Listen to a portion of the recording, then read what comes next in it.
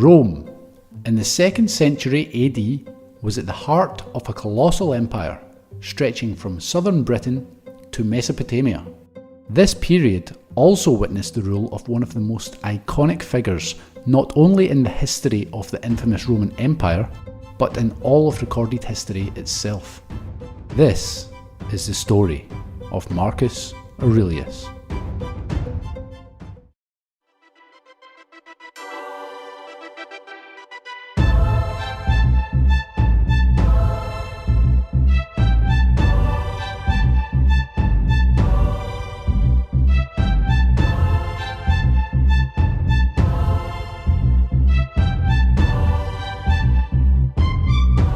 Marcus Annius Verus, who would later become known as Marcus Aurelius, was born in AD 121 into a distinguished Roman family.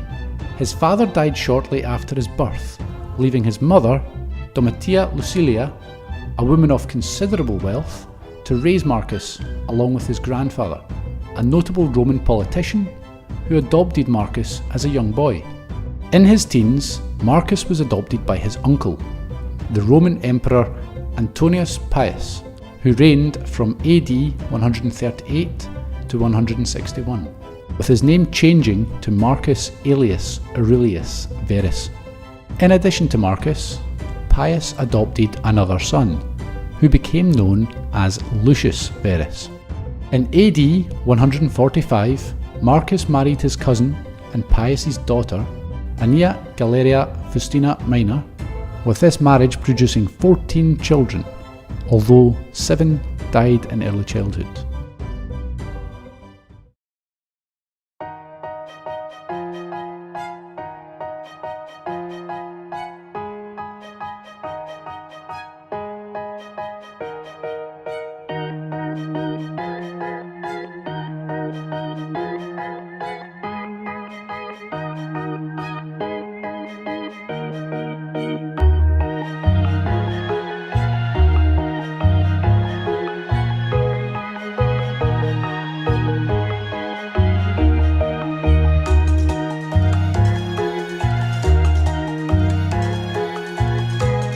In AD 161, Emperor Pius died. This ushered in the first reign of co-emperors in the history of the Roman Empire, as Pius's 2 adopted sons, Marcus and Lucius, succeeded him. One of the first major challenges facing the new emperors was a threat from the east. In AD 161, under King Vologases IV, armies of the Parthian Empire triumphed over a Roman garrison in Commagene, and began to move into Syria itself. Marcus responded by dispatching a massive army to Syria, which was led by a number of high-ranking generals in addition to Lucius. This started the Roman-Parthian War, which lasted 5 years, and resulted in the Roman army managing to push the Parthian forces back into modern-day Iran. After stabilising the region, the Roman forces began to withdraw back to Rome in AD 166. Unknowingly, however, the Roman legions may have been the source of bringing back a devastating yet invisible challenge to the Roman Empire, as it is likely that the source of the Antonine Plague came from the Roman soldiers contracting the virus during their campaigns in the east. One line of argument suggests that as Roman soldiers returned to their posts across the empire, the disease spread rapidly through the population. The precise death rate from the Antonine Plague is largely unknown. Estimates range widely, with some scholars arguing that approximately 10% or 6 to 7 million people of the empire's population contracted the disease, with perhaps around 1 million people dying from it. Although the definitive nature of the disease is unknown, it has been speculated that it may have been smallpox.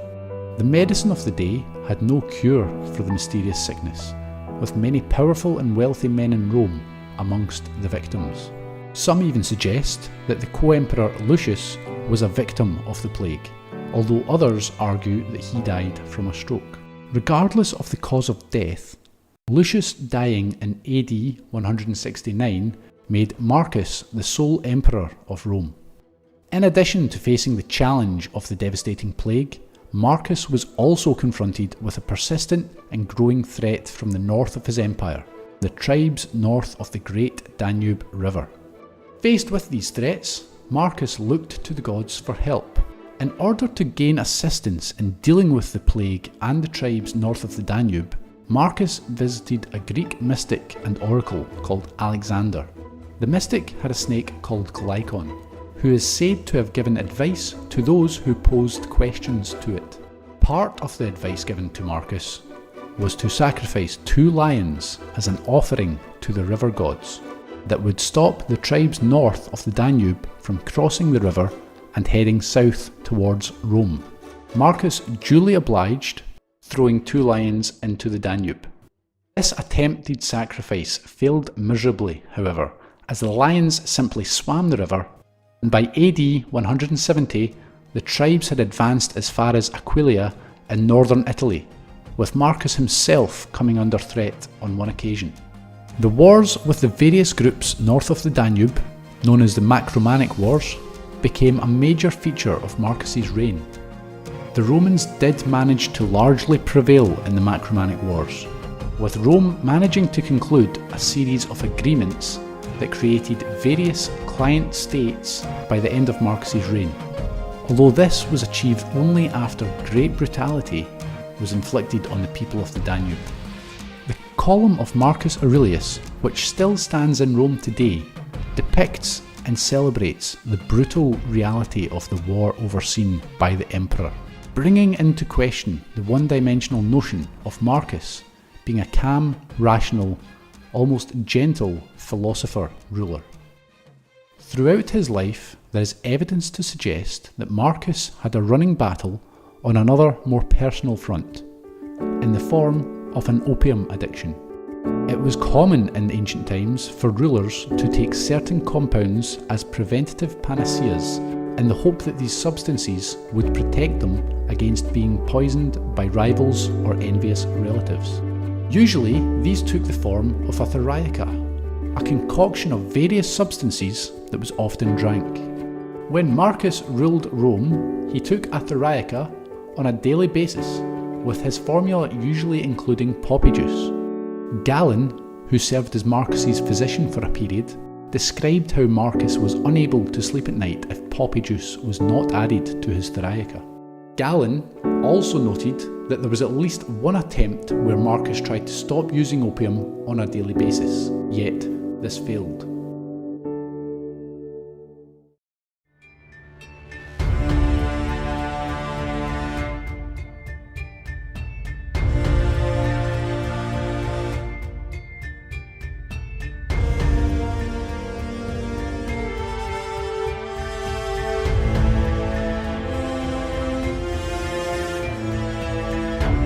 On the 17th of March, 180 AD, Marcus died, potentially of an infectious disease.